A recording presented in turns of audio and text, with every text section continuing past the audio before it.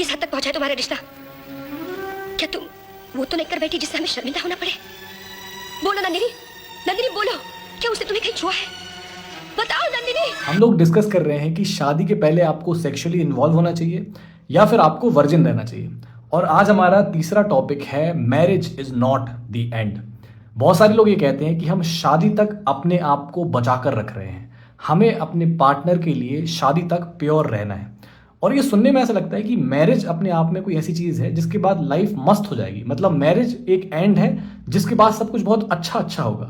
लेकिन ऐसा नहीं होता है। शादी के बाद एक बहुत कॉम्प्लेक्स लाइफ आपका इंतजार कर रही होती है। जैसे कि बचपन में पेरेंट्स हम लोगों से बोलते हैं कि बेटा 10th कर लो, 12th कर लो, उसके बाद तो सब कुछ अच्छा हो जाएगा, 10th बोर्ड पे ध्यान दो।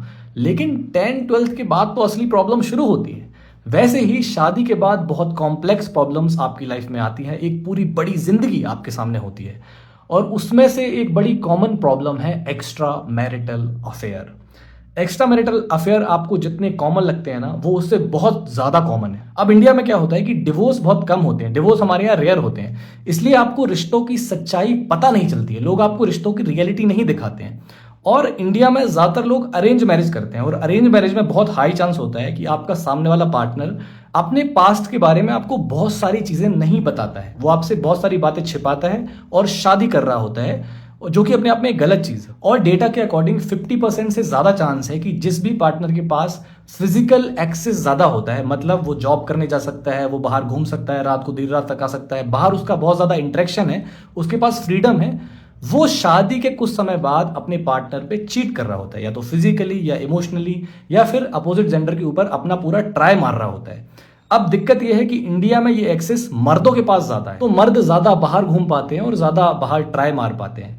तो पॉइंट ये है कि अगर आप ये सोच रहे हैं कि मैं शादी तक वेट करूंगा या करूंगी और फिर कोई एक ऐसा इंसान मिलेगा जो बहुत पवित्र होगा, हमारे बीच में बहुत अच्छा प्यार होगा, वही एक इंसान होगा जो मुझे छुएगा, और फिर आपको ये सब चीज़ें पता चलेंगी, जब आपके ऊपर अफेयर होगा, ये सारी चीज़ें चीटिंग वीटिंग आपको पता चलेगी, तो आप ना उस समय अंदर से टूट जाते हो। जो आप इतने सालों तक सोच के चल रहे थे वो एकदम से बिखर जाता है, आपका अस्तित्व खतरे में आ जाता है, आप बहुत दुखी हो जाते हो। और फिर जब बच्चा हो जाता है, शादी को टाइम हो जाता है, इंडिया में वैसे ही डिवोर्स बहुत खतरनाक चीज़ है, तो आप ना इन सब चीज़ों से निकल नहीं पाते हो। तो पॉइंट बहुत सिंपल है कि आपको वर्जिन रहना है या नहीं रहना है, ये सिर्फ आपकी चॉइस होनी चाहिए, ये सिर्फ आपकी वैल्यूज होनी चाहिए, ये सिर्फ आपके खुद के बारे में होना चाहिए, आपकी खुशी के बारे में होना चाहिए।